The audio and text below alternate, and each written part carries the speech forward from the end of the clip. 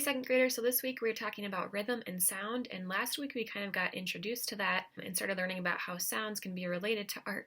So we are going to be making a painting that relates to sounds that we hear in music. And if you don't have paint, you can use markers, crayons, colored pencils, anything to get some color on your paper. So I hope you have fun with this. I can't wait to see what you guys create. Let's get started. First, pick a song and just listen to it. Think of some colors that remind you of the song. Is it a happy, cheerful song? Maybe you relate those emotions with the colors yellow and orange.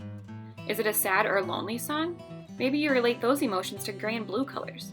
Whatever feeling you get from listening to the song, relate those to colors that you will use in your artwork. Next, make a sketch and just free draw while listening to the song. Do certain sounds in the song make you think of different lines? For example, a violin playing very slowly might look like a long wavy line, or clashing drums might look like a very bold and jagged zigzag line. Do this for the entire song and fill your whole paper. Once you have it sketched, then it's time to outline your lines and add your colors.